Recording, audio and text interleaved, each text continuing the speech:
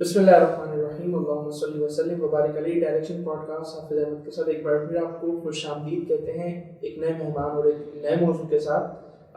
आज की podcast specially हमारी जो यंग जनरेशन है, जो टीनेजर्स तो नहीं बल्कि यूथ जो है उनके लिए बहुत ज़्यादा स्पेशल होने वाली है और टीनेजर्स के लिए भी स्पेशल होने वाली है। उसकी वजह यह है कि आज जो हमारे साथ हमारे भाई हंजला मौजूद हैं, he is just 24 years old and माशाल्लाह वेरी पैशनेट एंटरप्रेन्योर और बड़ा सक्सेसफुली अपना बिजनेस लेकर चल रहे हैं। और रिसेंटली शार्क टैंक में भी अपेयर हुए, वहाँ इन्होंने अपनी पिच भी दी और बड़ा एक समझे कि डिसीजन लेकर इन्होंने डील एक्सेप्ट नहीं की। तो उसकी भी वजह पूछेंगे इनसे, लेकिन फर्स्ट इनको वेलकम करते हैं। अस्सलाम वालेकुम। वालेकुम अस्सलाम। कैसे हैं? खैरियत से हैं? बिल्कुल ठीक। तो मेरे ख्याल से बात वहीं से स्टार्ट करते हैं, शार्क टैंक से। तो कैसा एक्सपीरियंस रहा शार्क टैंक का और डील आपने जो वो क्यों नहीं ली? अच्छा देखें, शार्क टैंक का एक्सपीरियंस अगर मैं ओवरऑल बताऊं तो काफ़ी अच्छा रहा, क्योंकि मैं पिछले 2-3 साल से जब से शार्क टैंक इंडिया पाकिस्तान में यूट्यूब पे आ रहा है तो मैं उसको काफ़ी ज़्यादा फॉलो करता हूं, क्योंकि उससे काफ़ी ज़्यादा चीज़ें हमें सीखने को मिलती हैं। सो जब शार्क टैंक पाकिस्तान आया, मेरा अप्लाई करने का बहुत ही लास्ट मिनट का डिसीजन था। मैं उस वक्त जो है वो ट्रैवल कर रहा था, फिर जो फॉर्म मैंने उसका फ़िल किया। जो हमारी पिच तक का जो हमारा सफ़र था वो थोड़ा सा हैपहैज़र्ड था इन टर्म्स ऑफ के जो ऑर्गेनाइजेशन थी, जिस तरह से कम्युनिकेशन उन्होंने की वो उतनी स्ट्रॉन्ग नहीं थी। हमें ख़ुद उनसे जो है ना बहुत सारी चीज़ें जो है वो पूछनी पड़ रही थी कि क्या है, किस तरीके से है। लेकिन शार्क टैंक पे जाने के बाद हाँ, सो फर्स्ट टाइम एक्सपीरियंस है तो वहाँ पे थोड़ा अंडरस्टैंडेबल भी है। लेकिन वहाँ जाने के बाद जो जिस तरह का उन्होंने सेट डिज़ाइन किया है, दैट इज़ टोटली अप्रिशिएबल माशाल्लाह। सो वो वहाँ पे जो है ना जाके आप बिल्कुल ही माइंड बॉगलिंग सा सेट था। फिर पिच हमने दी, जजेस काफ़ी अच्छे थे, पिच हमने काफ़ी जिस तरह से हमने प्लान किया था उस तरह से हमने पिच दी। रिजेक्ट करने का रीज़न सिर्फ यही था कि वो ऑफ़र जो वो कर रहे थे वो उतनी अच्छी नहीं लगी हमें लगा कि हमारे बिज़नेस को कहीं अंडर वैल्यू कर रहे हैं, और अगर हम वो ऑफ़र एक्सेप्ट कर लेते हैं तो हम ख़ुद भी अपने बिज़नेस को, अपने पोटेंशियल को अंडर वैल्यू कर रहे होंगे। ओके, सही। तो ये टोटल पिच कितने मिनट्स की थी? तो पिच तो अगर आप देखें तो मेरे ख्याल है 40 to 50 मिनट्स की थी मेरी। उसके अंदर फिर 10 मिनट वो भी थे जो मैंने कॉल पे बात की बाहर जाके। तो 50 to 60 मिनट्स की पिच थी। आई थिंक फिर उसको कट डाउन करके वो 10 से 12 मिनट पे लेकर अराउंड 1 आवर की पिच आपकी थी। तो 1 घंटा खड़े ही बस बातचीत चल रही होती है। हाँ, वो खड़े बातचीत होती है। दूसरा वहाँ पे तो इतना पता नहीं चलता, बिकॉज जब आप इंगेज्ड भी होते हैं और वो जो इन्वायरमेंट मैं आपको बता रहा हूँ ना कि सेट इतना कमाल किस्म का, फिर उसके बाद आपके ऊपर इतने ज़्यादा कैमराज आपके ऊपर फोकस्ड, तो आप अलग ही जोन के अंदर होते हो। तो तो वो टाइम भी आपको फील नहीं होता, और डिस्कशन भी ऑब्वियसली आपके लिए, आपके फ्यूचर के लिए इतनी क्रिटिकल सी वो डिस्कशन होती है कि वो टाइम आपको फील नहीं होता। बहुत कुछ यकीनन सीखने को मिल रहा होगा ना काउंटर क्वेश्चन से और ऐसे से। ठीक है, तो बिजनेस पे कुछ इफेक्ट आया शार्क टैंक के बाद? कुछ सेल्स वगैरह बढ़ी हो या कुछ लोगों ने रब्ता किया हो? बिल्कुल। अच्छा देखें, इसमें ना 2 तरीके की पिचेस हैं शार्क टैंक में। एक वो पिचेस हैं जो टीवी पे टेलीकास्ट हो रही हैं, ग्रीन टीवी पे टेलीकास्ट हो रही हैं और उनके और यूट्यूब पे भी जा रही हैं। कुछ पिचेस ऐसी हैं जो इन्होंने एक्सक्लूसिव लाइसेंसेस दिए हैं माइको को, जो माइको सिर्फ अपने पोर्टल पे पोस्ट कर रहा है अनसीन के नाम से, अनसीन पिचेस की कैटेगरी में। तो हमारी पिच जो है वो अनसीन में पोस्ट हुई है। अनसीन को जो लेवरेज, जो माइलेज मिल रही है वो कंपैरेटिवली कम है। एक चीज़ ये है। सो बिज़नेस पर इम्पैक्ट सिग्निफिकेंटली तो मैं नहीं बोलूँगा, लेकिन जहाँ पे पोटेंशियल कोलैबोरेशंस की बात है, पोटेंशियल जो इन्वेस्टर्स कह लें, पार्टनर्स कह लें, ब्रांड पार्टनर्स कह लें, वो कॉन्टैक्ट्स उन्होंने काफ़ी रीच आउट किया, लिंक्डइन पर काफ़ी रीच आउट कर रहे हैं, अभी तक रीच आउट कर रहे हैं। सो वो आई थिंक एक बहुत बड़ा एक बेनिफिट है। दूसरा मेरे लिए तो एक्सपोजर अपॉर्चुनिटी जो है ना वो एक बहुत बड़ी है, बिकॉज आपको रोज़ नहीं मौका मिलता कि आप जाएं और इतने बड़े प्लेटफॉर्म के ऊपर सिर्फ ये नहीं कि आपको पिच आपको मिली नहीं मिली, लेकिन ये कि आपको ये मौका मिला कि आप जाके इतने बड़े प्लेटफॉर्म के ऊपर आपने प्रेजेंट किया। सही है। सो वो एक कॉन्फिडेंस भी इन्हांस होता है, आप अपने कंफर्ट जोन से भी बाहर निकलते हो, तो वो एक बहुत बड़ी बात है। दूसरा एक्सपोजर की जहाँ तक बात है, तो वो बहुत सारे ऐसे ब्रांड्स ने कांटेक्ट किया, बहुत सारे ऐसे इन्वेस्टर्स ने कांटेक्ट किया कि और हम अभी उसी फेज़ में हैं कि हम उनको विद टाइम उस पर रिस्पॉन्ड बैक करें। अच्छा, वहाँ से अगर पहले इन्वेस्टमेंट नहीं मिली, लेकिन माशाल्लाह दीगर जगहों से जी बिकॉज आप मतलब एट टाइम्स आप लोगों को नहीं पता होता ना, लोग नहीं जानते होते पीछे क्या बिजनेस है, उसके क्या नंबर्स हैं। बट शार्क टैंक का तो मॉडल ही यही है कि आप जाएं और आप अपने नंबर्स पे बात करते हैं। तो बहुत सारे लोगों को फिर हैरानी भी होती है, कुछ लोगों को अपॉर्चुनिटी भी नज़र आती है, तो वहाँ पे फिर आपके लिए भी अपॉर्चुनिटी है। हाँ, यकीनन। और जाहिर है कि शार्क टैंक का टैग इटसेल्फ वो एक अचीवमेंट, और आपकी एक और अचीवमेंट ये भी है ना कि आपको कम से कम ऑफर तो हुई ना, बिल्कुल, यानी उन्होंने कम से कम समझा कि बिजनेस में पोटेंशियल है। अच्छा, मुझे बताएं कि जब आप लोग नंबर डिस्क्लोज कर रहे होते हैं, मतलब ऑन एयर, आपको पता है कि पूरी दुनिया ने इसको देखना है, तो कहीं ना कहीं वो होता है मतलब एक अनकंफर्टेबल फील। बिल्कुल होती है, स्पेशली फ्रॉम द बैकग्राउंड जिससे मैं बिलोंग करता हूँ। तो वो ये डिसीजन भी बहुत बड़ा था कि हमने जाना है या नहीं जाना ना। तो उससे पहले ऑडिशंस थे और वो सारी चीज़ें थी, ऑडिशंस मैंने दे दिए, मैंने कहा चलें देखी जाएगी। लेकिन आखिरी राउंड तक भी मैं इस कश्मकश में ही था कि यार जाना चाहिए या नहीं जाना चाहिए। क्योंकि फिर वो एक मेरा पर्सनल एक बिलीफ है, मेरी फैमिली का भी बिलीफ है, नज़र वाला एक एलिमेंट है वो है। फिर दूसरा आप पाकिस्तान में ऑपरेट कर रहे हैं, तो बहुत सारे ऑल्दो हम काफ़ी ट्रांसपेरेंट हैं, जो चीज़ हमने सो वहाँ पे हमें उतना नहीं, लेकिन ऑब्वियसली कुछ ना कुछ जो है वो आप आउट ऑफ कंफर्ट जोन जा रहे होते हैं। सो वहाँ पे वो डर था ज़रूर, लेकिन सो उस लिए भी जो अनसीन पिचेस में हमारी पिच जो गई है ना, मेरा ये मानना है कि उसमें कोई ना कोई हमारे लिए भी बेहतरी है, कि जो लिमिटेड माइलेज हमें मिल गई, आई थिंक वो हमारे लिए बेनिफिशियल है, रादर देन कि हम बोलें यार वो एक्सट्रीमली वायरल हो गई है। सही। अच्छा, अब आपके बिजनेस पे आ जाते हैं। आपने इसको 18 ईयर्स से स्टार्ट किया, और ई कॉमर्स आपका जो है ना ग्राउंड है, आप वहाँ खेल रहे हैं ई कॉमर्स के ग्राउंड पे। तो मैं यही चाहूँगा कि ज़रा इसको एक्सप्लेन करें कि कोई भी नया शख्स ई कॉमर्स के प्लेटफॉर्म पे आना चाहता है, कैसे वो स्टार्ट किए। अच्छा, आपने ज़ाहिर शार्क टैंक में मैंने सुना, भी आपसे डिस्कशन हुई कि आपने बताया कि आपका एक फैमिली बिजनेस था ऐसे, और उसको आपने जो है वो डिजिटलाइज कर दिया, ठीक है, मॉडर्न जो तकाज़े हैं उसके मुताबिक आप उसको अब लेकर चल रहे हैं। तो पीछे वो सिस्टम भी चल रहा है और यहाँ उसको आप इस तरह देख रहे हैं। तो आपके पास ये समझिए कि एक कहने की एक बेनिफिट था कि भाई ऑलरेडी बिजनेस स्टेबल है, तो आपने उसको एस्टेब्लिश, आपने उसको जब बस कन्वर्ट किया है, ठीक है ना। लेकिन जाहिर है यकीनन बहुत सारे चैलेंजेस आपने फेस किए होंगे, तो अपना जो आपका तजुर्बा एक्सपीरियंस है, मैं चाहूँगा उसकी रोशनी में जो नए लोग ई कॉमर्स की तरफ आना चाहते हैं, उनके लिए एक गाइड, एक रोड मैप आप देना चाहें। बिल्कुल सही है। सो मैं सबसे पहले तो अपनी थोड़ी सी जर्नी बता देता हूँ और उसके बाद फिर हम गाइड पे बात करते हैं। वो जर्नी में भी सीखने के लिए होगा यकीनन। हाँ जी। सो मैंने स्टार्ट किया जब मैं कॉलेज में था, तो उस वक्त ना एक अमेज़ॉन का और शॉपिफाई का बहुत ज़्यादा ट्रेंड था। अमेज़ॉन ड्रॉप शिपिंग, अमेज़ॉन पे प्राइवेट लेबल ब्रांड्स वगैरह बनाना 2018 से 20 के दरमियान ना, और ख़ास तौर पे कोविड के दौर में 2021 में ये बहुत ज़्यादा बूम पे चला गया था कि हर बंदा ये इस चीज़ से अट्रैक्ट हो रहा था कि घर बैठे इनकम वो किस तरह कमा सकता है अमेज़ॉन पे कुछ पैसे लगा के और उस पर मेहनत करके। तो वहाँ पे उसी के साथ साथ शॉपिफाई एक प्लेटफॉर्म है, उससे मैं मुतारिफ़ हुआ थ्रू दोज वीडियोज़ ओनली। और मैंने शॉपिफाई की जो सबसे बड़ी आसानी उस वक्त मुझे लगी वो ये लगी कि आप शॉपिफाई पे एक स्टोर अपना बना सकते हैं, एक ऑनलाइन स्टोर अपना बना सकते हैं।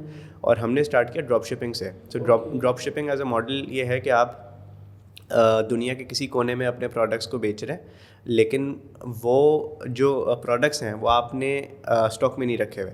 जैसे ही आपके पास ऑर्डर आ रहा है, आप अपने सप्लायर से जो दुनिया के किसी और कोने में है आप उस वक्त उससे वो प्रोडक्ट जो है वो परचेज़ कर रहे हैं और आप सप्लायर को कह रहे हैं कि डायरेक्टली आपके कस्टमर को पहुंचा दें, बीच में आप सिर्फ एज एन इंटरमीडिएटरी काम कर रहे हैं, ठीक है। सो हमने यूएस में हमने मार्केटिंग की, हमने पहला स्टोर बनाया यूएस में मार्केटिंग की, और चाइना में हमारे सप्लायर्स थे। तो जैसे ही हमें यूएस से ऑर्डर रिसीव हुआ, अच्छा वहाँ पे जो है ना वो प्रीपेड ऑर्डर्स होते हैं, वहाँ पे कैश ऑन डिलीवरी वाला हिसाब नहीं है। सो प्रीपेड ऑर्डर जैसे ही आपको रिसीव हुआ, मिसाल के तौर पे $100 का, आपने $50 में वो प्रोडक्ट चाइना से ख़रीदी, और एड्रेस की जगह आपने उसी कस्टमर का एड्रेस लगा दिया जिसने ऑर्डर आपके पास प्लेस किया है, और वो ऑर्डर आपका डिलीवर हो गया, बीच में जो प्रॉफिट है वो आपने कमा लिया। तो मैंने यहाँ से शुरू करना था, इसका कोई ताल्लुक़ नहीं था हमारे फैमिली बिजनेस से। मैंने पहला स्टोर बनाया, वो उसमें एक भी ऑर्डर नहीं आया। दूसरा स्टोर, पहला स्टोर मैंने बनाया जिसमें हमारा प्लान था कि जो ट्रेंडी टूल्स हैं, यू नो, कोई उसमें ब्यूटी टूल्स भी थे, उसमें कॉस्मेटिक्स भी थे, कुछ इस तरह का सामान भी था जिसके टिकटॉक पे आपको जिस तरह के एड्स वगैरह नज़र आते हैं ना, हमने वो चीज़ें हंट की अली बाबा पे और हमने उसका स्टोर बनाया। तो उस पर तो एक भी ऑर्डर नहीं आया हमें। हमने 1 से 1.5 महीना उस पर काम किया। फिर मैंने दूसरा स्टोर बनाया। दूसरा स्टोर मैंने बनाया, थोड़ा सा मुझे किसी ने एडवाइस किया कि आप थोड़ा सा ना फोकस्ड होके स्टोर बनाएं, मतलब आपकी नीश जो है ना वो डिफाइंड हो। तो हमने नीश अपनी डिफ़ाइन कर ली हेयर केयर के अराउंड ना, तो उसमें हमने उसमें हम पे हेयर स्ट्रेटनर्स थे, हेयर के टूल्स थे, वो हमने स्टोर बनाया। वो स्टोर में ऑर्डर्स तो आए, लेकिन वो नुकसान में था हमारा। देखिए मार्केटिंग, ऑर्डर्स लाने का सबसे बड़ा ज़रिया आपका मेटा या फेसबुक एड्स या इंस्टाग्राम एड्स है ना। आप अगर $100 की चीज़ बेच रहे हैं, $50 आपकी कॉस्ट है प्रोडक्ट की कॉस्ट, लेकिन आप $50 मार्केटिंग में भी लगा रहे हैं, तो आप बराबर आके खड़े हो गए, राइट। सो मार्केटिंग हमारी बहुत ज़्यादा लग रही थी, ऑर्डर्स उस हिसाब से नहीं आ रहे थे।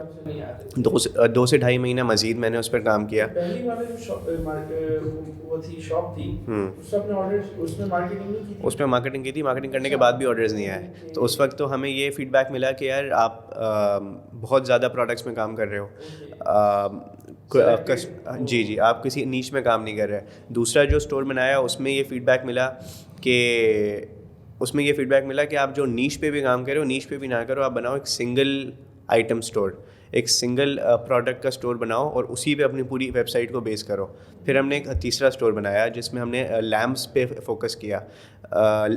RGB लाइट्स आती हैं, RGB लैम्प्स आती हैं जो बेडरूम में आप जो ना कोने पे रखते हो। तो वो हम $150 का मेरे ख्याल है सेल कर रहे थे, हमारी $50-60 उसकी कॉस्ट थी। वो स्टोर जब हमने बनाया उस पर ऑर्डर्स भी आए, उस पर मार्केटिंग भी हमारी अच्छी चल रही थी। बीच में कुछ हमें चैलेंजेस आए, लेकिन उसमें हमें ऑर्डर्स आए। लेकिन जब हमने 1.5-2 महीने बाद उसकी क्लोजिंग की तो ना नुकसान तो नहीं, लेकिन वो ब्रेक इवन में हमारा स्टोर क्लोज़ हुआ। तो वहाँ पे मुझे ये आइडिया हुआ कि यार मतलब मुझे इस 4 से 6 महीने की जर्नी में मॉडल तो समझ आ गया कि शॉपिफाई पे काम किस तरह होता है, मार्केटिंग किस तरह से होती है। लेकिन ये जो जर्नी थी ना, इसने सिखाया यार कि ये गैप इतना बड़ा नहीं है, क्योंकि ड्रॉप शिपिंग उस वक्त तक काफ़ी सैचुरेटेड हो चुकी थी, हर बंदा ड्रॉप शिपिंग कर रहा था। दूसरा ये कि आप जिसको भी बेच रहे हो आप वो कंसिडर नहीं कर रहे यार, उसके पास अमेज़ॉन का ऑप्शन भी है, उसके पास बाकी ऑप्शंस भी हैं, तो उसके पास क्या रीज़न है कि वो आपसे आपके स्टोर से बाय करे। फिर वहाँ पे हमें ये हुआ कि यार अगर हम सेम शॉपिफाई का मॉडल पाकिस्तान में जो हमारा फैमिली बिजनेस है उस पर रेप्लिकेट कर दें, मतलब हमें स्टोर बनाना तो आ चुका है, हमें मार्केटिंग करनी भी आ चुकी है। पाकिस्तान में हमारा फैमिली बिजनेस, तो हमारा फैमिली बिजनेस है, हम लोग इंपोर्ट करते हैं और डिस्ट्रीब्यूट करते हैं FMCG is fast moving consumer goods जो होते हैं आपके, जिसमें पेट फूड भी होता है, ब्यूटी भी होता है, टॉयलेटरीज़ भी होती हैं, ये सारी चीज़ें होती हैं। हमने कहा हमारा ये एग्जिस्टिंग फैमिली बिजनेस है, हमसे ऑलरेडी सुपरमार्केट्स परचेज़ करती हैं और अपना मार्जिन रख के अपनी दुकानों पे सेल करती हैं, क्यों ना हम ये करें कि उन सुपरमार्केट्स का मार्जिन जो है उसको कट करें, और सप्लाई चेन हमारे पास ऑलरेडी इस्टेब्लिश्ड है, हम ख़ुद ही कस्टमर को ऑनलाइन जो है सेल करना शुरू कर दें। सो ये हमारा माइंडसेट था, इस माइंडसेट से हमने स्टार्ट किया। फिर वहाँ पे मैंने उस लर्निंग को इस्तेमाल किया कि यार मैंने हर चीज़ नहीं बेचनी है, मैंने एक नीश पे फोकस करना है, जो मेरी लर्निंग थी पिछले 6 महीने की। सुपरमार्केट्स पे सप्लाई बंद कर दी है? नहीं, सो वो तो हमारा फैमिली बिजनेस है, वो मेरे वालिद साहब, मेरे चाचू, हम लोग देख रहे होते हैं। सो वो हमारा पिछले 20-25 साल से B2B बिज़नेस हमारा चल रहा है। उसको यूज़ किया उस सप्लाई चेन के लिए जो हमारी बैकबोन बनी हाईफाई की, जब हमने हाईफाई लॉन्च किया और हमने नीश जो पकड़ी, हमने कहा हम ब्यूटी पे फोकस करेंगे। उसके 2 से 3 जो है वो वजूहात थी। ब्यूटी पे फोकस करने का रीज़न ये था कि पाकिस्तान में शॉपिंग का बिहेवियर अगर आप देखें तो फीमेल्स जो है वो ज़्यादा प्रोमिनेंट हैं कंपेयर टू मेल्स। दूसरा ब्यूटी एक ग्रोइंग सेगमेंट है। पाकिस्तान में अगर डेटा देखें तो $5 बिलियन की मार्केट है ब्यूटी एंड पर्सनल केयर। तो वो उस वक्त ऑब्वियसली इतना डेटा नहीं देखा, लेकिन ये पता था कि हमसे भी जो कस्टमर्स जो सुपरमार्केट सामान ले रही हैं उनका ब्यूटी मार्केट कितनी बड़ी है, क्योंकि हमारे पास तो उनका कस्टमर डेटा एज इन जो हम उनको बेच रहे हैं वो डेटा हमारे पास अवेलेबल था। तो हमने वहाँ से स्टार्ट किया। एक बोल्ड मूव हमने यही ली कि हमने हर चीज़ नहीं बेचनी, हमने सिर्फ ब्यूटी बेचनी है, और उसी का शॉपिफाई स्टोर बनाया, वहीं से मार्केटिंग स्टार्ट की। जी जी, यस यस, सही। और फिर वहाँ से आपने अपनी जर्नी का आगाज़? बिल्कुल, वहाँ से जर्नी का आगाज़ किया। वहाँ पे तो स्टार्टिंग में हाई-फाई पे सिर्फ वही प्रोडक्ट्स होते थे जो हम इंपोर्ट करते थे। फिर आहिस्ता आहिस्ता क्या हुआ कि हमें एहसास हुआ कि यार कस्टमर सिर्फ वही तो नहीं मांग रहा जो हम इंपोर्ट करते हैं, कस्टमर तो और भी हमें डिमांड का इजहार हमारे सामने कर रहा है। तो हमने वो चीज़ें या तो इंपोर्ट करना शुरू की या हमने वो लोकली सोर्स करना शुरू की। विद टाइम जब एक अच्छा ट्रैफिक हम अट्रैक्ट करने लगे, एक हमारी वेबसाइट पे अच्छी असॉर्टमेंट भी बिल्ड हो गई, तो फिर कुछ ब्रांड्स ने हमें अपने आप अप्रोच करना शुरू कर दिया कि आपके पास एक ब्यूटी सेगमेंट, ब्यूटी ऑडियंस भी है, सो आप हमारे ब्रांड्स भी रखें। सो उसमें अच्छे ब्रांड्स लाइक्स ऑफ यूनिलीवर कह लें, लॉरियल कह लें, रैकेट कह लें, वो ब्रांड्स भी हमारे पास आ गए। फिर अगर मैं और थोड़ा सा आगे चलूँ तो क्या हुआ कि इंपोर्ट जो हमारी बैकबोन थी उस वक्त तक, उसमें चैलेंजेस आना शुरू हो गए। इंपोर्ट बैन्स, करेंसी इतनी, डॉलर्स इतने महंगे होना शुरू हो गए कि हमने कहा यार मतलब ये तो वायबल ही नहीं है। फिर हम लोकल ब्रांड्स की तरफ आए। हमने कहा अगर ब्यूटी प्लेटफॉर्म ही बनना है तो ब्यूटी में तो लोकल ब्रांड्स भी हैं, तो वो हम लोकल ब्रांड्स भी अपने प्लेटफॉर्म पर ले आए। सो अब आज के दिन में अल्हम्दुलिल्लाह हम ये कह सकते हैं कि ब्यूटी की सबसे बड़ी असॉर्टमेंट पाकिस्तान में, अगर आप ई कॉमर्स की बात करें तो शायद हाई-फाई के पास है।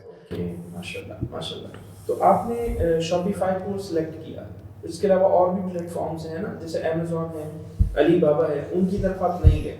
अच्छा देखें, अमेज़ॉन और अलीबाबा तो मार्केट प्लेसेस है ना।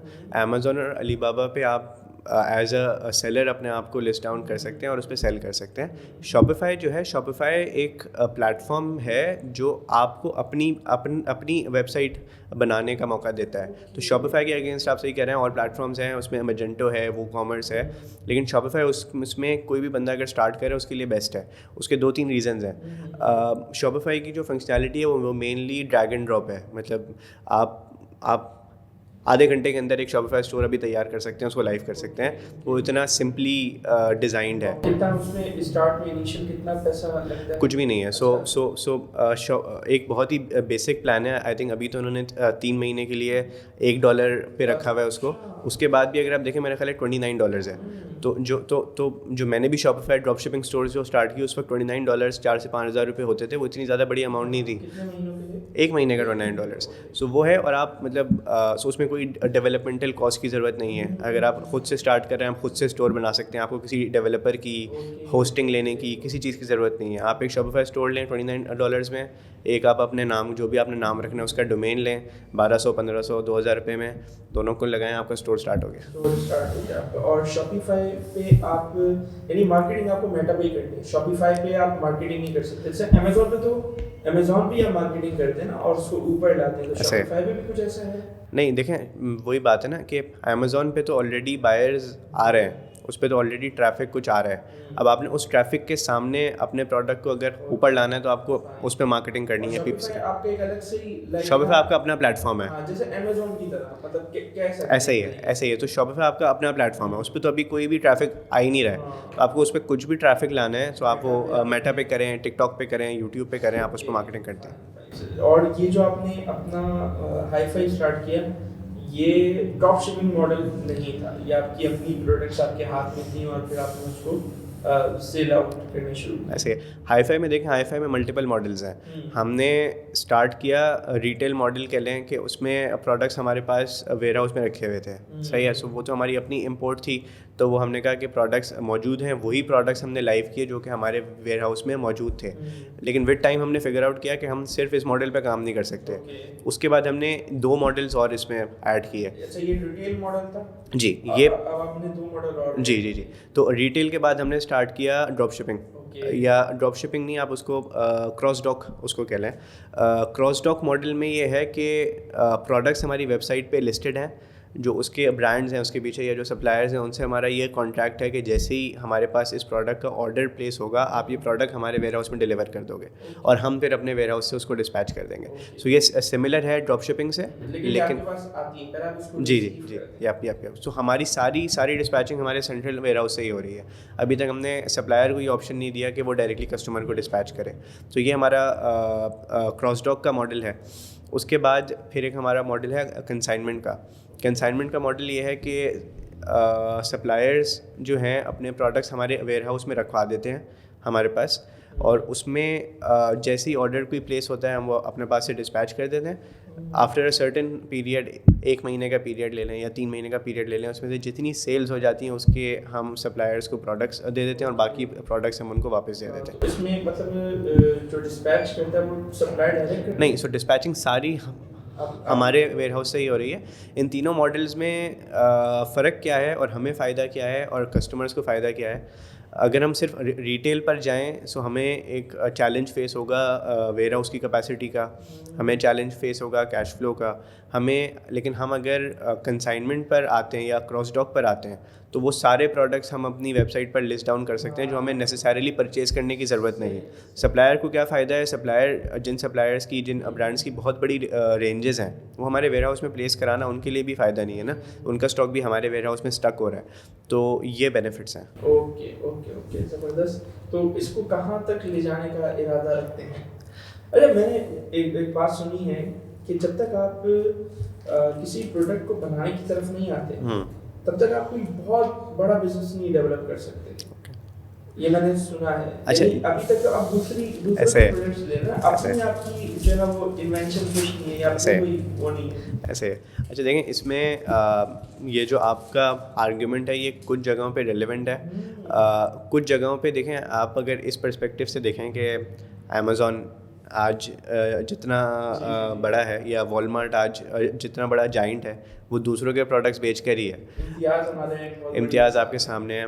आज उन लोगों ने जाके अपना प्राइवेट लेबल बनाना शुरू किया, बट वो जो सालों से जो वो जाइंट जो बने हैं वो अपनी सर्विस की बेसिस पे बने, ना कि अपने प्रोडक्ट की बेसिस पे बने। तो प्लेटफॉर्म्स दुनिया भर में काफ़ी बड़ा काम कर रहे हैं उसमें, लेकिन उसका रीज़न जो सबसे बड़ा रीज़न ये है कि आपका प्लेटफॉर्म जो है उसको कोई ना कोई वैल्यू देनी चाहिए कस्टमर को। लाइक आपका प्लेटफॉर्म अगर कोई वैल्यू डिलीवर नहीं कर रहा आपके कस्टमर को तो वो फिर आपकी बात सही है कि वो बड़ा नहीं बन सकता। लेकिन अगर कोई वो वैल्यू डिलीवर कर रहा है, ठीक है, सो और आई थिंक ये सबसे बड़ा गैप है ई कॉमर्स के अंदर।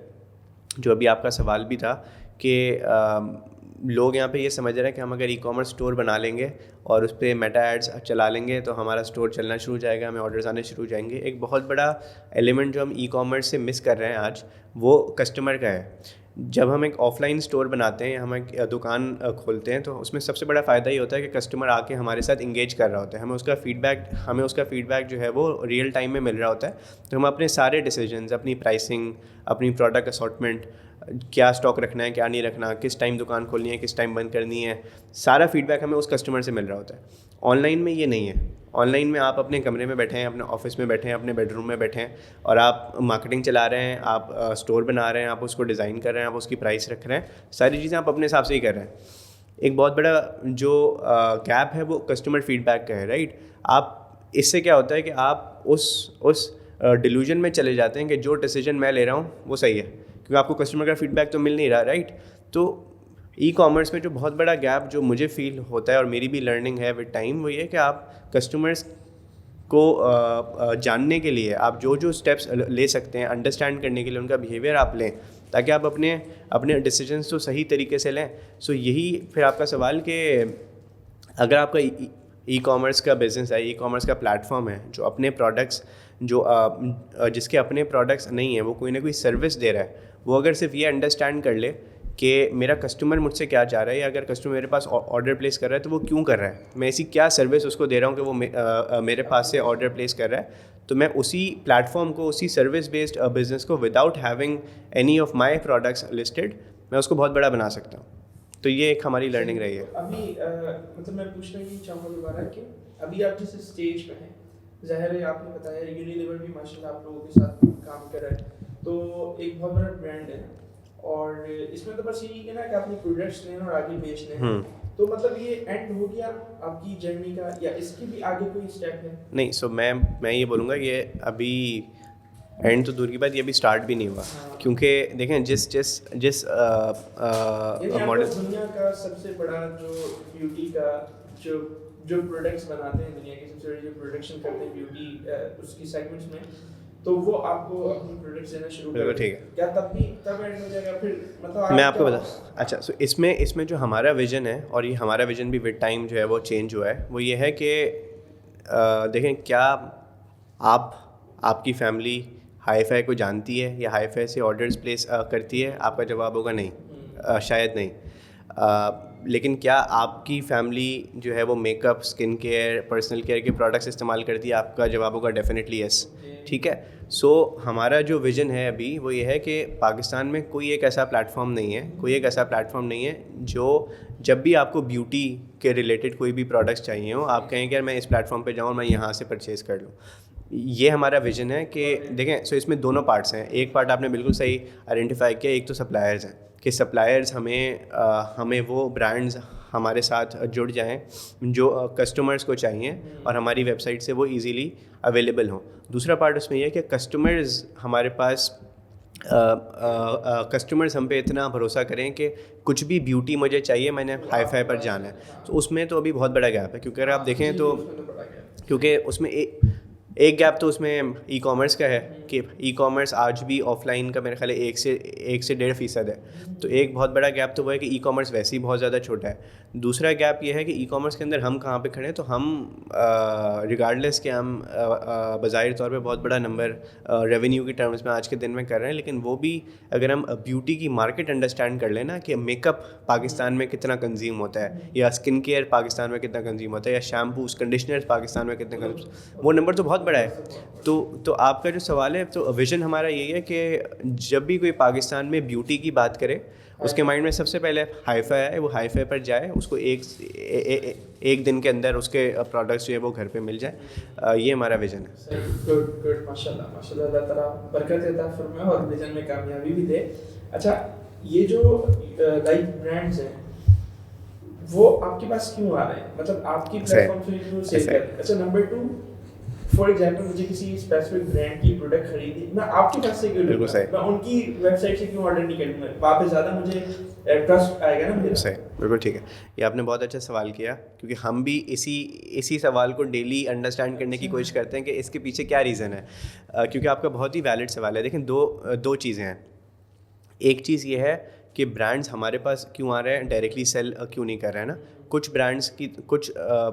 कुछ ब्रांड्स तो डायरेक्टली सेल करने की पॉलिसी रखते ही नहीं है। सो फॉर एग्जांपल, आप अगर लॉरियल के ब्रांड्स देख लें, यूनिलीवर के ब्रांड्स देख लें, आपको कहीं भी दुनिया में यूनिलीवर की अपनी दुकान नहीं नज़र आएगी, L'Oreal.com नहीं नज़र आएगा जो कि डायरेक्टली सेल कर रहा है। वो या तो ऑफलाइन में किसी सुपरमार्केट के थ्रू, किसी ब्यूटी प्लेटफॉर्म के थ्रू, सेफोरा के थ्रू, नायका के थ्रू, उस तरह से सेल कर रहे हैं, या ऑनलाइन। सो जिस तरह से ऑफलाइन में उनके चैनल पार्टनर्स हैं कि वो नाहिद पे अवेलेबल है, अल्फते पे अवेलेबल है, उस तरह से ऑनलाइन में भी उनके चैनल पार्टनर्स हैं कि वो कहते हैं कि हम खुद सेल नहीं करेंगे, हम किसी चैनल पार्टनर के थ्रू सेल करेंगे एज अ पॉलिसी मैटर। एक चीज़ तो ये। दूसरा, लोकल ब्रांड्स जो हैं, अच्छा फिर आप आ जाए इम्पोर्टेड की तरफ, तो इम्पोर्टेड ब्रांड्स तो पाकिस्तान में मौजूद ही नहीं है ना, तो वो तो पाकिस्तान में एग्जिस्ट ही नहीं करते। तो वो उनके लिए बेहतर ये है कि वो हम जैसे प्लेटफॉर्म्स को, कोई यूएस में बैठा है, कोई कोरिया में बैठा है, हम उनसे परचेज़ कर लें और पाकिस्तान में उनके बिहाफ पे सेल कर लें। तो ये 2 ब्रांड्स एड्रेस हो गए। फिर आप आ जाएँ लोकल ब्रांड्स के ऊपर। लोकल ब्रांड्स की अपनी वेबसाइट्स ज़रूर हैं, और कुछ केसेस में अपनी लोकल वेबसाइट्स पे ज़्यादा सेल कर रहे हैं कंपेयर टू हाई फाई पे वो जितना सेल कर रहे हैं। वहाँ पे हम जिन ब्रांड से बात करते हैं उनका फीडबैक हमें ये मिलता है। एक ब्रांड है जेनफार्म, हमारे काफ़ी अच्छे दोस्त भी हैं। उनके प्रोडक्ट्स जो है वो रिजेम्बलेंस रखते हैं या बेंचमार्क वो रखते हैं एक अमेरिकन ब्रांड को, सिरावे जिसका नाम है। सो सिरावे जहाँ 4,000, 5,000, 6,000 का है, वहीं जेनफार्म का मॉइस्चराइज़र 900 रुपये का, 1,000 रुपये का है, और लोकली मैन्युफैक्चर्ड है। हाई फाई सिरावे भी बेचता है और हाई फाई जेनफार्म भी बेचता है। हाईफाई का जो ओवरऑल पर्सोना हमने 4 साल में बिल्ड किया है वो प्रीमियम ही है। जैसे आपको नाम भी आप अगर देखें तो हाईफाई वहीं से हमने डिराइव किया था, क्योंकि हम सिर्फ प्रीमियम कॉस्मेटिक्स ही सेल कर रहे थे। जब हम जेनफार्म से पूछते हैं कि आप हाईफाई पे क्यों ऑपरेट कर रहे हो, उनका पर्सोना है कि जब उनका माइंडसेट ये है कि जब आप सिरावे और जेनफार्म को साथ साथ रखते हो, सो एक कस्टमर माइंडसेट जो आप क्रिएट कर सकते हो मेरे कस्टमर के लिए, वो जेनफार्म खुद नहीं कर सकता, right. So being on a platform जो कि जिसकी पोजिशनिंग ये है कि वो प्रीमियम और इम्पोर्टेड कॉस्मेटिक्स बेच रहा है, वहाँ पे लोकल ब्रांड का होना एज अ ब्रांड इमेज फ़ायदा है। दूसरी चीज़ ये है, देखें जो चीज़ हम बनना चाह रहे हैं, हम एक one stop sort of a platform बनना चाह रहे हैं, राइट। एक 300 रुपये की लिपस्टिक मेडोरा की या स्विस मिस की, वो स्विस मिस की वेबसाइट पर जाए और 200 रुपये डिलीवरी फ़ी दे और वो बाय करे, कंपेयर टू कि वो हाईफाई पर आए और जहाँ से वो अपना शैम्पू भी ले रहा है, अपना स्किन केयर भी ले रहा है, अपना सीरम भी ले रहा है, वहाँ से वो 300 रुपये की लिपस्टिक अपनी कार्ट में डाल दे, तो वो कंपैरेटिवली ज़्यादा फ़ायदा है कस्टमर के लिए। एक और चीज़ उसमें ये है कि जब बहुत सारे ब्रांड्स हमारे पास में आते हैं, उसमें बड़े ब्रांड्स भी हैं, उसमें छोटे ब्रांड्स भी हैं, राइट। कुछ बड़े ब्रांड्स का जो मार्केटिंग एपेटाइट है, जो मार्केटिंग पोटेंशियल है, वो ज़्यादा है। कुछ ब्रांड्स का मार्केटिंग पोटेंशियल उतना नहीं है। लेकिन हाईफाई तो अपने प्लेटफॉर्म पे ट्रैफिक ला ही रहा है, तो वहाँ पे छोटे ब्रांड्स का फ़ायदा है। छोटे ब्रांड्स का फ़ायदा है कि अगर वो अपनी वेबसाइट पर जाएँ, अपनी वेबसाइट पर उतना ट्रैफिक लाने की कोशिश करें, वो नहीं ला सकते। लेकिन हाईफाई पर ऑलरेडी महीने का 2 मिलियन बंदा आ रहा है, उनका ब्रांड जो है वो नज़र में आ रहा है, तो एक जो विजिबिलिटी वाला एलिमेंट है वो काफ़ी प्रोमिनेंट है। सो ये 3-4 रीजंस है वाई। और देखें बहुत सारे ब्रांड्स तो ऑपरेशनली भी अफोर्ड नहीं कर सकते कि वो अपना सेटअप लगाएं, बिकॉज इट्स नॉट ईजी। आपको वेयर हाउस जो है वो सेटअप करना है, कुरियर पार्टनरशिप्स हैं, पैकिंग है, फ्लायर्स हैं, और पाकिस्तान में जो अभी हालात हैं लॉजिस्टिक्स के, आप अगर वो करने जाएं तो आप अपने बिजनेस पे फोकस नहीं कर सकते। सो प्लेटफॉर्म्स इसलिए दुनिया भर में कामयाब है। Very interesting. सही। अच्छा, मुझे ये बताएं कि आपने शॉपिफाई पे वेबसाइट बनाई, आपने अपनी अलग वेबसाइट क्यों नहीं बना ली? आपने जब मेटा पे एड्स चलाना है तो आप अपनी अलग वेबसाइट पे आप ट्रैफिक ले आते हैं, शॉपिफाई की। आपका सवाल है कि हमने कस्टम मेड एक अपना प्लेटफॉर्म क्यों नहीं बनाया, बजाय इसके कि शॉपिफाई पे क्यों। .com लाइक अपना अपनी एक पूरा अलग जगह बना लेते हैं। अच्छा, देखें इसमें दो चीज़ें हैं। शॉपिफाई पे वेबसाइट भी आपके अपने डोमेन से ही टाइड है, तो आप अभी भी hifi.pk ही है, मतलब उसमें कहीं पे भी शॉपिफाई का जिक्र नहीं है। वो तो बैकएंड पे हमें पता है कि हम जिस प्लेटफॉर्म पे बेस्ड हैं वो शॉपिफाई है, बट फ्रंट पे कहीं पे भी उस चीज़ का जिक्र नहीं है। दूसरी चीज़ देखें, एक शॉपिफाई में और एक कस्टम बिल्ट वेबसाइट में बहुत सारी चीज़ें हैं जो हमें कंसिडर करनी चाहिए। शॉपिफाई बहुत ज़्यादा आसानियाँ देता है आपको। जैसे मैंने अभी कहा, आप रातों रात कुछ भी नई फंक्शनैलिटी, कुछ भी नया फीचर आपने ऐड ऑन करना है, पूरा स्ट्रक्चर बना हुआ है, ऐसा ही है। एक चीज़ ये है। दूसरा, देखें ई कॉमर्स जो है ना अभी बहुत ज़्यादा तेज़ी से इवॉल्व हो रहा है, सही है। सो डेली बेसिस पे कोई नए ट्रेंड्स आ रहे हैं, कोई नई लर्निंग्स हो रही हैं डेटा से, कि आपको फील होता है, एक दिन आपको फील होता है यार ये बंडल इस तरह से कामयाब है, अगले दिन आप कहते हो कि अगर मैं चेकआउट पे ये चेंज कर लूँ तो मेरा कन्वर्जन रेट इतने से बढ़ सकता है। ये सारे चेंजेस इतने जल्दी अपनी कस्टम वेबसाइट पे करना टाइम टेकिंग भी है, मतलब जल्दी करना पॉसिबल नहीं है। दूसरा ये है कि वो कॉस्टली भी है, कि आप डेली डेवलपर को जो है उस चीज़ पे हायर कर रहे हो और वो उतनी अच्छी तरह आप वो चेंजेस इंप्लीमेंट भी नहीं कर सकते। तो शॉपिफाई का जो इकोसिस्टम है उस पर एप्लीकेशंस हैं, जिस तरह से प्ले स्टोर है, ऐप स्टोर है आपके फ़ोन में, कि आप कोई भी ऐप अपने फ़ोन में डाल सकते हो, उसको इस्तेमाल कर सकते हो। शॉपिफाई ने एक ऐप्स का इकोसिस्टम जो है वो बनाया हुआ है।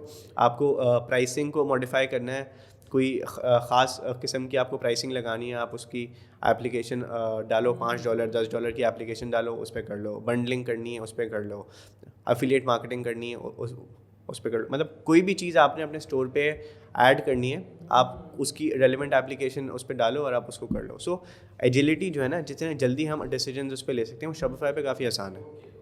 अच्छा, अभी हमने सारी ई कॉमर्स पे और सारी बिजनेस पे बात की, तो मैं आपसे कहना चाहूँगा कि जाहिर है हम नबी करीम अलैहिस्सलाम की जब सीरत सुनते हैं तो उनकी जो तिजारत की ख़ास बात ये थी कि वो सादिक़ व अमीन थे और उन्होंने बड़ा परफेक्शन के साथ तिजारत की और बहुत अच्छे प्रॉफिट मार्जिन आप अलैहिस्सलाम के होते थे, और उसमें जाहिर है जिन चीज़ों का वो ख्याल रखते थे वो बिजनेस एटिकेट्स थे।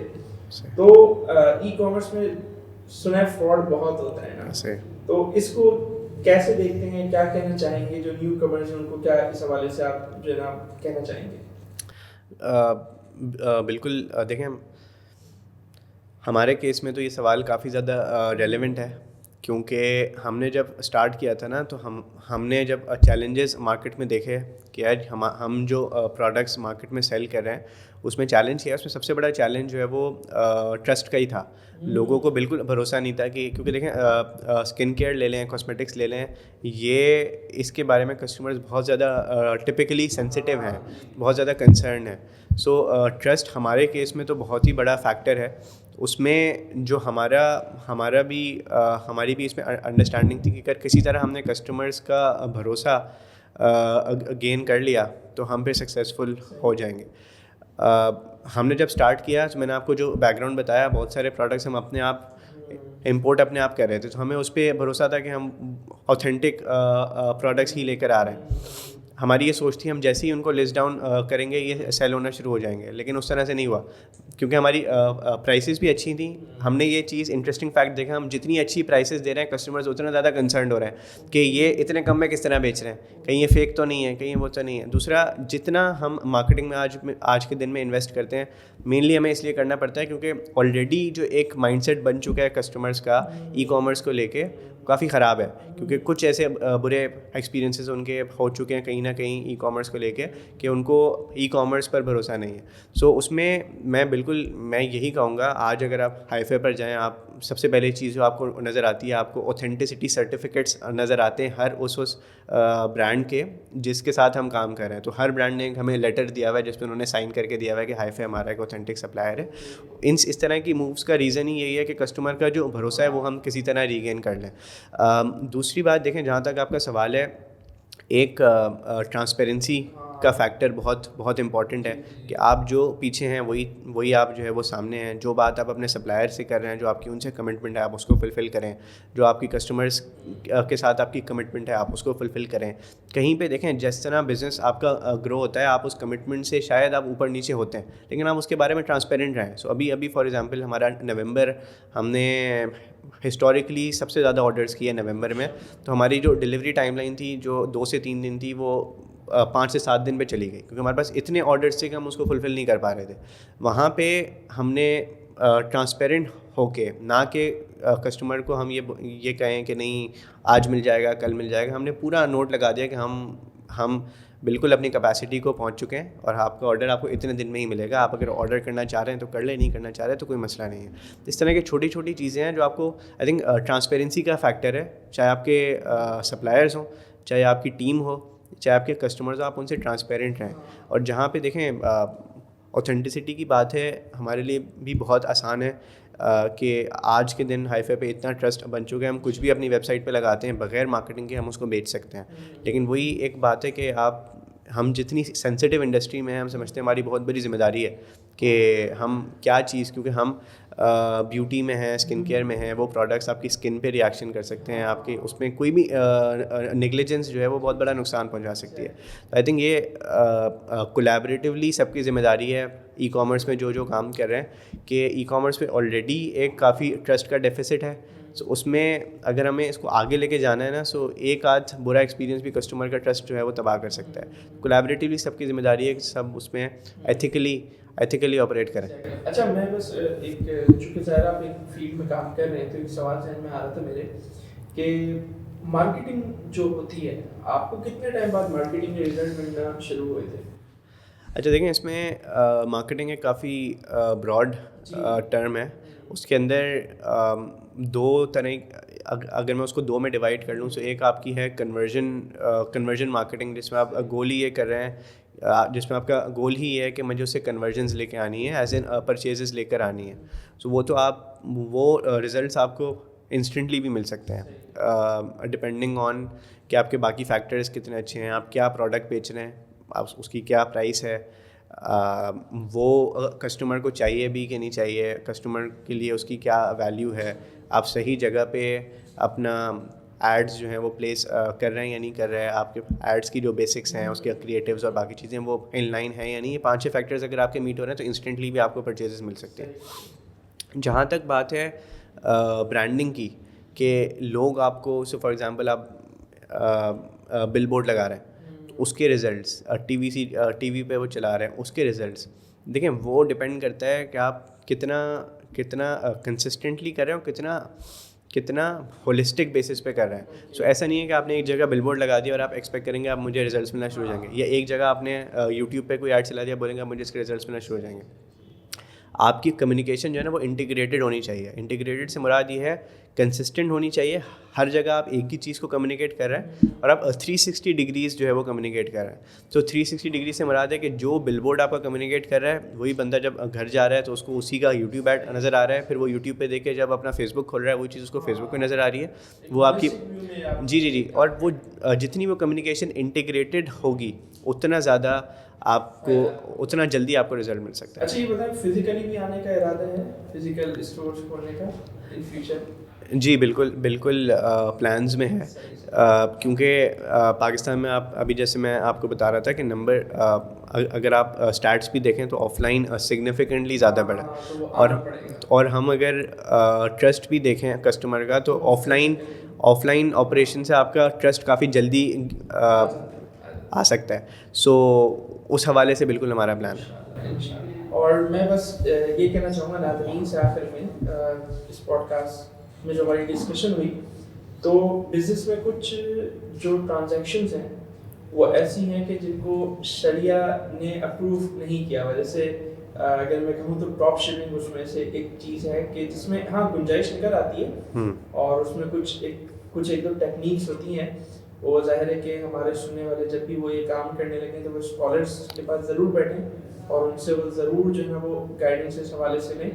ठीक है, चले हमने बिजनेस से रिलेटेड तो बहुत सारी जो है बातें कर ली। मेरे लिए भी काफ़ी जो है वो लर्निंग थी, क्योंकि ज़ाहिर ऑनलाइन प्लेटफॉर्म से मैं इतना ज़्यादा अवेयर नहीं हूँ, तो मेरे लिए भी अल्हम्दुलिल्लाह बहुत कुछ सीखने को था। और यकीनन जो न्यू कमर्स हैं इस फील्ड में उनके लिए भी बहुत कुछ सीखने को होगा। और मैंने आपको जैसे बताया तो हम तो हैं ही स्कूल बेस्ड प्लेटफॉर्म का, तो हमारी तो टारगेट ही जो है ना वो स्टूडेंट्स हैं और यूथ है। तो हमारे यहाँ स्कूल में बाकायदा एंटरप्रेन्योरशिप पढ़ाई भी जाती है। तो जाहिर है कि वहाँ जब वो पढ़ रहे होंगे और जब वो इस पॉडकास्ट को देखेंगे तो यकीनन कुछ ना कुछ उनके दिमाग में भी चलना शुरू हो जाएगा। अच्छा बहरहाल मैं गुफ्तगू को इख्तिताम की तरफ भी लाऊंगा और पूछना चाहूँगा, आप कराची के और आपने लम्स जाके पढ़ा, लम्स वैसे ही थोड़ा हमारे यहाँ खबरों में रहता है, तो कैसा लम्स का एक्सपीरियंस कैसा रहा पढ़ाई के ताल्लुक से, माहौल के ताल्लुक से और इस तरह दीगर चीज़ों के ताल्लुक से, कैसे उसको डिफाइन करेंगे? नहीं, मेरा तो लम्स का एक्सपीरियंस काफ़ी अच्छा रहा, पढ़ाई के हवाले से ख़ास तौर पे काफ़ी अच्छा रहा। सिर्फ एक क्योंकि हम लोग, मैं कराची से हूँ तो एक और यहाँ पे हमें काफ़ी, हमारी जो ज़िंदगी है वो काफ़ी आसान होती है इन टर्म्स ऑफ खाना, कपड़े। आप जो अपने शहर में हैं, जी घर वाले हैं तो आसानी होती है। जी तो वाहिद मुश्किल जो वहाँ पे मुझे थोड़ी बहुत फेस हुई वो वहाँ पे रहने की थी कि हम हॉस्टल में रहते थे, तो वहाँ पे खाने का फिर मौसम हमें कराची से कंपेयर करें तो लाहौर का काफ़ी टफ़ है, गर्मी भी काफ़ी टफ़ है और सर्दी भी ज़्यादा है, तो वो चीज़ है। लेकिन सबसे बड़ी मुश्किल जो मुझे फेस हुई, मैंने आपको बताया मैं 2020 में, हमने 2021 में हाईफाई स्टार्ट कर दिया था और 2020 में मेरा एडमिशन हो चुका था। तो शुरू के जो 2 सेमेस्टर या 3 सेमेस्टर थे वो तो मेरे ऑनलाइन थे कोविड की वजह से। उसके बाद जो सबसे बड़ा चैलेंज फेस हुआ ना वो हुआ कि हमने साइड बाय साइड, मैं बैचलर्स भी कर रहा था और मैं बिज़नेस भी देख रहा था, तो वो लाइफ काफ़ी टफ़ थी क्योंकि उसमें यहाँ पे कराची में आई थिंक एक हमारी 20 से 25 लोगों की टीम उस वक्त तक बिल्ड हो चुकी थी, तो उनको मैं देख रहा था। फिर जहाँ भी कोई छुट्टी आती थी, कोई 2 दिन की छुट्टी आ गई, कोई वीकेंड आ गया लंबा, तो वहाँ पे मैं कराची आ जाता था। तो और छुट्टी तो थी नहीं कोई, संडेज़ को मैं काम देखता था, बाकी दिनों में मेनली जो है वो पढ़ाई भी थी। बिकॉज़ आपको पता है लम्स के अंदर सारा पूरे पाकिस्तान का टॉप टैलेंट है, तो वो उनसे compete करना, क्योंकि आपको एक अपना डिग्री भी कंप्लीट करनी है, तो उनसे कम्पीट करना और फिर साथ में बिज़नेस देखना वो एक सॉर्ट ऑफ चैलेंजिंग था। उसके अलावा एक्सपीरियंस अगर आप देखें तो वो काफ़ी अच्छा था, बहुत कुछ सीखने को मिला। जब आप अपने से ज़्यादा स्मार्ट लोगों में बैठते हैं तो फिर आपका एक्सपोजर भी बढ़ता है, आप उनसे बहुत कुछ जो है वो सीखते भी हैं। उससे पहले आप अपने बबल में ही होते हैं कि मैं ये कर रहा हूँ, मैं ये कर रहा हूँ, मैं वो कर रहा हूँ। लेकिन जब आप अपने से ज़्यादा स्मार्ट लोगों में जाते हैं तो आपको फ़ील होता है यार और क्या क्या चीज़ें हो रही हैं। और लम्स का सबसे बड़ा बेनिफिट ये है, उन्होंने क्योंकि एक इकोसिस्टम ऐसा है कि पूरे मुल्क के अच्छे कॉलेजेस से, अच्छे स्कूल से जो सबसे अच्छा टैलेंट है वो वहाँ पे आ रहा है। सही है। सो आपका उनसे इंटरेक्शन हो रहा है, उसमें आपकी उनसे दोस्तियाँ हो रही हैं, तो वो एक काफ़ी बड़ी लर्निंग थी। सही। तो मुझे ये पता है बहुत सारे लोग हमारे यहाँ डिग्री के खिलाफ हैं कि तुम्हें डिग्री तो टाइम से आया है, माशाल्लाह आपने डिग्री भी की और साथ साथ बिजनेस भी अपना अच्छा लेकर चल रहे हैं। तो क्या इसको कैसे देखते हैं, डिग्री ने कितना फ़ायदा पहुंचाया और क्या वाकई मतलब डिग्री करनी चाहिए या फिर अपना जाहिर है कि आप डिग्री के बगैर ही ऑनलाइन काम कर रहे होते तो कर रहे होते बिल्कुल ऐसे। तो इसको थोड़ा एक्सप्लेन करें। देखिए मेरा भी इसमें माइंडसेट काफ़ी दफ़ा चेंज हुआ है। और आज के दिन जो मेरी सोच है वो ये है कि आपको डिग्री डेफिनेटली करनी चाहिए।